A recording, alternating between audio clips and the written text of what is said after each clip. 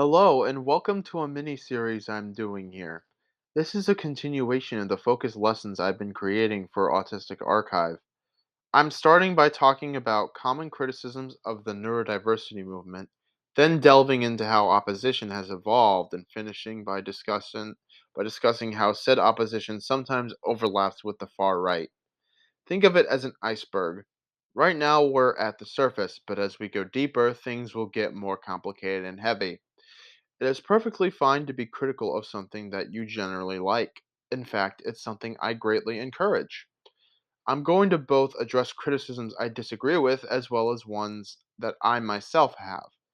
Many of you many of what you will see here I actually do find some truth in. But I think there is nuance that either critics or proponents of the movement miss. So without further ado, let's get started. Probably the most common criticism, and this dates back to the very beginning of the movement, is that it only cares about people who are high functioning, and the focus on autism and similar disabilities is an identity and outright denies that they even are disabilities. There's absolutely some truth to this assertion. Many autistic people working under the guise of neurodiversity have historically wanted to distance themselves from the concept of disability. Probably the most clear manifestation of this idea is Aspergia, a fictional Atlantis-esque land that devised that autistic people are supposedly genetic descendants of. The people behind this idea claim that autistic people were Aspergian mutants whose ancestors had X-Men type superpowers. Now, there are some legitimate disability parallels with comic book and sci fi characters like the X Men and clear allegories, but they are more cognizant of actual disability than this is. Basically, they had this idea that autistic people with an Asperger's diagnosis, also known as Aspies, were superpowered and genetically and mentally superior to the rest of the human race, and used a fictional island to illustrate this idea. These ideas obviously left out autistic people who were non-speaking and/or had intellectual disabilities. The person credited for coining the term neurodiversity, Judy Singer, has made it clear that she envisioned it as a movement specifically for high-functioning autistic people. You can even read this in her 1998 thesis, which was what really popularized the term. Thing is, Judy's importance to the movement is greatly exaggerated. She may have popularized neurodiversity as a concept, but her work really goes against a lot of the concepts that the other originators of the movement had. She was involved in early autistic spaces, though it seems like her involvement was relatively limited compared to the likes of Mel Baggs, Phil Schwartz, Martin Decker, Laura Tasanchuk, and Kassiana Sasamasu. So, an opponent of the neurodiversity movement could certainly use what Judy has said about neurodiversity only applying to those deemed high functioning as a gotcha in this case. Again, in that hypothetical case, I think Singer's importance is way overstressed. In recent years, Judy has taken to blogging about misunderstandings people have had about about the concept of neurodiversity. The thing is, it was never entirely her own concept, and I think it's grown beyond what she originally envisioned it as, which is not at all a bad thing. There's plenty more to say about Singer. She's actually pretty problematic, but I have other things to discuss. There's also this idea that's been bounced around that autism is an evolutionary advantage, that autism is the next stage of human evolution. There is some clear eugenicist philosophy underpinning these beliefs. Autistic people who are able to reliably speak and to be understood and can pass more easily as non-autistic absolutely have the privilege within autistic-led spaces. They most certainly speak over less privileged autistic people constantly, often under the guise of wanting to be an ally to them. I talked plenty about Aspie supremacy in my chronological history series. It is certainly a problem, and while it is definitely not as blatant as it was when Asperger's was still in the DSM, it continues to persist in more subtle ways, though also in less subtle ways too. However, there is plenty I disagree with when critics make this assertion. This criticism is often made with the assumption that the autism spectrum is a linear scale that ranges from moderate to severe. They typically believe in the dichotomy of high and low functioning, which were never actual diagnoses. Lorna Wing was the one to first articulate the idea of an autism spectrum. While she didn't necessarily intend for it to be framed as a hierarchy or a sliding scale, she did also coin Asperger's as a separate diagnosis within the autism spectrum, which was essentially that. Also, a lot of the people who like to make this argument are bad faith actors who want to marginalize people with the most significant support needs further and paint them as hollow subhuman shells who deserve to be warehoused and institutionalized. We are certainly going to talk more about those people in the following lessons. Any autistic person can fluctuate between high functioning and low functioning depending on the situation and their current life situation. So it's really not that accurate, but it also perpetuates the disability hierarchy. Many other disabilities have similar variation in presentation to autism. Autism really isn't that different from them in that regard. And yes, the same "this movement doesn't truly care about the most severe people" rhetoric exists within those other disability sub-movements as well. At its best, and I think at its core, the neurodiversity movement is liberating for all autistic people and by extension, all neurodivergent people. The best advocates within the movement recognize that autism is a disability, but also have a thorough and nuanced understanding of what disability is that really looks at things holistically. They don't really care so much about whether being disabled is inherently a good or bad thing. What they care about is that everyone is given agency, because that's what every human being deserves, and the ability to make their own choices about their own lives, free of discrimination and dehumanization.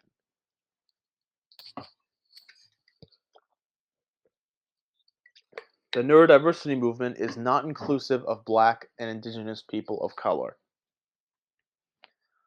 This criticism is made more internally than externally, so more by people actually within the movement than by opponents or people looking at it at a glance. I completely agree with this assertion. Several autistic BIPOC have spoken out about this and continue to. This is very much a problem within every social justice movement that is white dominated. Racism exists within every space that is predominantly white. So while it's not unique to the neurodiversity movement by any means, it absolutely is an issue.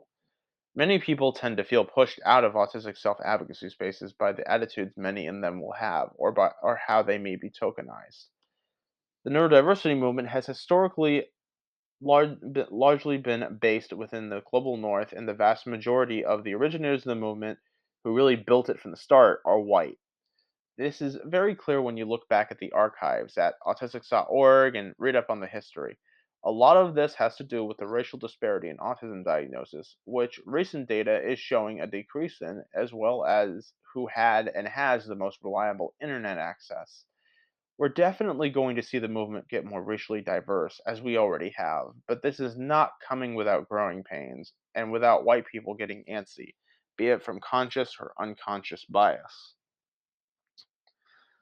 Despite the racism that exists within the neurodiversity movement, autistic BIPOC have made some very significant contributions to it. Just a few examples here. Gonna go from left to right. Marinike Giwa Onaiwu has served in key leadership positions in several autistic led organizations. She does a lot of diversity, equity, and inclusion consulting and has always had the focus of her work be on supporting autistic people of color.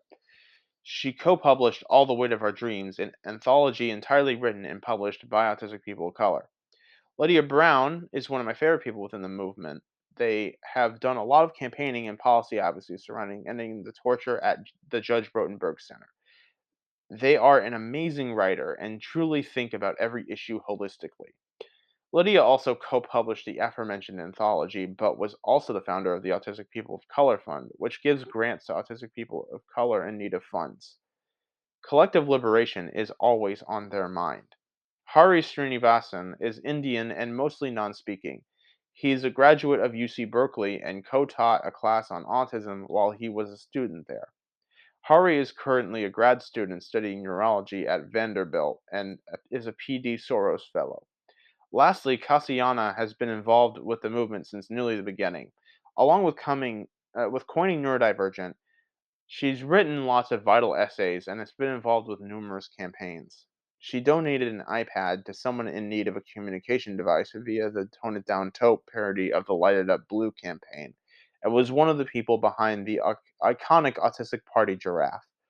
I'm only listing a few of the accomplishments these people have made, but rest assured, they have done a lot to either build or grow the movement and are very much deserving of recognition. It focuses too much on autism. I used a gold infinity symbol there very intentionally. It's been around since the early 2010s and was made to be an infinity symbol that was exclusive to autism. The rainbow infinity symbol is meant to cover all forms of neurodivergence. It feels icky to have just one specifically for autism. It almost feels like separatism. It definitely reeks of Aspie supremacy. Anyway, the base of the neurodiversity movement has always been autism. I think there are a few reasons for this. The most recognized and vocal advocates who have advocated under the moniker neurodiversity have been autistic. It was never necessarily supposed to exclusively be about autism, though. I feel pretty guilty for this myself. The vast majority of my work and of the content on Autistic Archive is autism related. To some degree, it might be a case of I only have a hammer, so everything is a nail, but it also kind of just is what it is. I don't think I know a single autistic person who isn't multiply neurodivergent in some form, and there absolutely is some discussion of other neurological disabilities within neurodiversity movement spaces.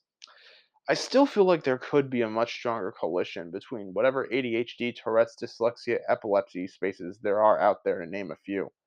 People definitely like moving the goalposts on what exactly counts as neurodivergent and where to draw the line at. The people who started this movement never intended for this to happen. In fact, the complete opposite is true. Something that was conceived at the Autism Society of Canada conference in 1993, the same conference where Jim Sinclair delivered the speech Don't Mourn for Us. Zania Grant first used the term cousin to describe someone who was not autistic but had a similar disability and similar lived experience to autistic people. This person had hydrocephalus. This term stuck within Autism Network International, also being used along with AC or Autistics and Cousins, and soon spread to other autism discussion lists. ANIL, the email list for ANI, had a section for ACs that included autistic people and people considered cousins. They actually didn't have a channel that was exclusively for autistic people. The idea was that they didn't need to only allow autistic people into their autistic led spaces. It's largely been forgotten today, though I like to constantly tell people about it. Cousin is an inherently friendly and welcoming term. Mel talked about reviving the concept a few years ago, but it sadly doesn't seem like that ever really happened. It also solves the whole debate surrounding self diagnosis, which is something I will discuss more in the next video. If someone can relate to autistic people, even if they aren't autistic or don't have a diagnosis, then they should still be invited to the table. I tried exemplifying this when I ran a student organization in college. I opened membership as well as leadership to more than just autistic people. Officers could be non autistic if they were still neurodivergent, because to me, the neurodiversity movement really should be about more than just autism.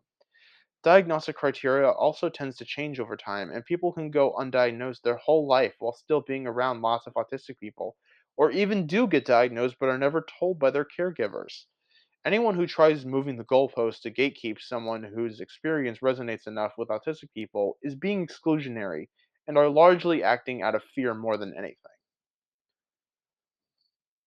So now we come to the last major criticism here, that the neurodiversity movement is anti parent. There's a lot to unpack with this one.